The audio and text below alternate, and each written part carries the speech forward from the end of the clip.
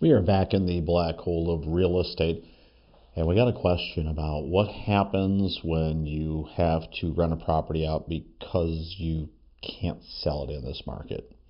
This is your host, Ron Weiss-Sikarski, for the black hole of real estate, and that's what we call an accidental landlord. Now, if you're in a situation where you bought a home, and let's say in the last few years, it was highly competitive, we were paying top dollar for properties, and many people were using low or no down payment loans to get properties. And what's further, a lot of times there was some sort of incentive where they got help with the closing costs from the seller at closing. This creates the perfect storm of things that might go sideways if you end up living in the property for a shorter period of time than you might have otherwise intended. So think of it this way. Maybe you did an FHA loan with 3.5% down payment and the seller helped out with closing costs. What if you were a veteran and you did no down payment and had help with the closing costs? So the property appraised for the purchase price, you got some help back. And let's just say there was a $300,000 home and you got $10,000 back. So really the sale was $290,000, if you will, because that's what the seller got. But you may have financed more than $290,000. FHA, you were probably financing $291,000, and over a couple of years paid down a little. And if it's VA with no money down, and you owe the $300,000, very little paid off in the first year or two, and it's almost all interest. That if you were to go to sell today, and let's just suppose for a minute that the home is about the same price as when you bought it. Let's say that it would sell at a market price of $300,000. Well, based on that, as you start to look at, unless you're selling it on your own, there will be likely some commissions and some closing costs. And in order to sell the property, you would have to sell right at your list price to possibly break even, but there are real situations happening right now where it would have to be a situation where the seller would either be in a short sale, which there's not a lot of those happening yet, but if the property sold for less money than it would take to cover all of the liens between mortgages and anything else on there, then that money would have to be either forgiven by the bank or some sort of promissory note or payment back to the bank. Or, you write a check at closing, which not everybody's willing to do or wanting to do. And if you were in a situation where in order to sell your house, you had to bring a check for $5,000 or $10,000, you might not want to do that. But if you do have to move for a life circumstance, and they can be good things. A new baby arrived. Someone got married or blended a family and the home is not big enough, that would be a reason to move. Maybe the kids went to college or a divorce unfortunately happened, or even maybe somebody passed away and the home was too big. That would be a different reason to move. Now, all of those things happen in everyday life, and there's other reasons that people move, and that's just a few. But when it's time to move and it's very compelling to do that, what is the best way to do it? And what I'm finding is that most people have an interest rate on these properties that's a lot lower than what's available in today's market. Now, most of these loans cannot be assumed where someone just takes over the payments. There are some cases, but they're few and far between. They typically would require some sort of lender approval, and there's conditions applied to that. So maybe not. But in a perfect world, if someone could write you a check for the difference of equity and they take over your payments at a mortgage at the 2, 3, or 4% range, that's a win for them because the rates, today are much higher. 6s and 7s are being thrown around right now. So that could be a path if you can navigate it. But more likely than not, the market is such that those sellers are in a situation where selling is not the best option.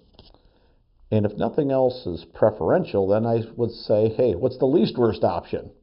Well, that's where becoming a landlord accidentally, because you never intended for your home to be an investment property, right? But accidental landlord is absolutely something that can make sense. And here's why. With the lower interest rate, we can have a hypothetical $1,700 mortgage payment. We could have a hypothetical $2,000 rent payment coming in, immediately stops the burden. It covers the mortgage, and if you have a property manager, there's probably somebody left over, but someone else is paying for your mortgage. So it's creating more equity in the property through someone else renting it, and then this allows you to move on to the next property where you need to be or want to be. So if you end up purchasing a different property, probably not the case in most of these situations, but what if you were going to a rental or moving in with a new spouse or a partner or someone that you're choosing to live with, or downsizing and living with someone? There's so many combinations. But if you can't sell it for a price that makes sense, maybe it's not even the least worst option. Maybe it's a really good option to become an accidental landlord and to have somebody else pay the next 25 or 30 years of your property and pay it to zero while you're just collecting rent and using that money to pay the bank. You could absolutely be building equity for a later date. And it might just be a little further down the road when the value is higher and the interest rates are lower, then maybe instead of writing a check at closing, you're going to get a bigger check at closing. So that's something to be optimistic for. It might be worth the pain and confusion and trepidation of being a landlord. Now, the other thing I would say is, what if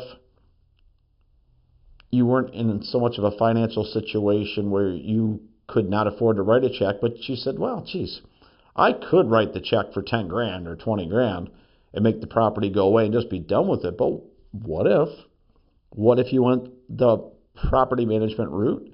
You became a landlord or hired someone to take care of that for you, and you took that 10 or 20 grand and put it into the next house and bought a different house.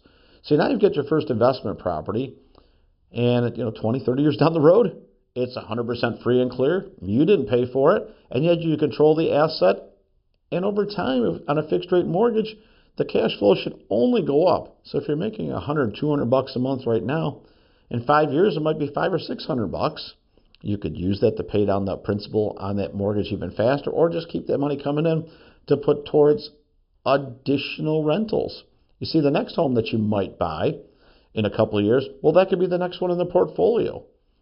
And if you're willing to move every couple of years for good or bad reasons, but you continue to add these properties into a portfolio, inside of 5 or 10 years, you could have a half dozen, 10, 15 properties. Once it snowballs, you may find that being a landlord is a really good thing. And the cash flow will do a couple things for you. It would ease the income burden.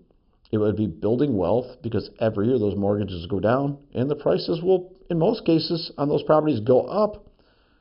There's a great shift in wealth through real estate. And I would ask, if you're in that situation where it's a little bit hard right now, and maybe you're not fearing being an accidental landlord so much, maybe now you're running towards it instead of from it. But there's a real opportunity here among the ashes of bad things.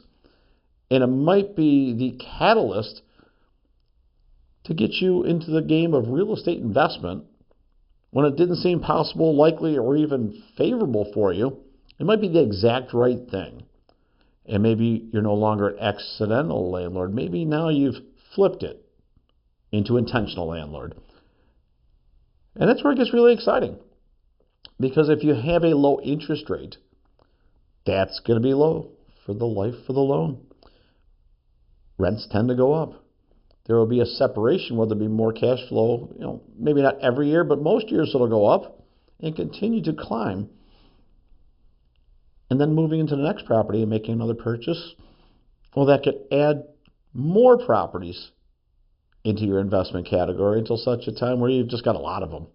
And that's where it gets really fun. So let's take something that could be very, very difficult right now, or even horribly uncomfortable, But maybe being an accidental landlord is just the right thing for you. Hope you enjoyed this show. This is Ron Wysakarski for the Black Hole of Real Estate.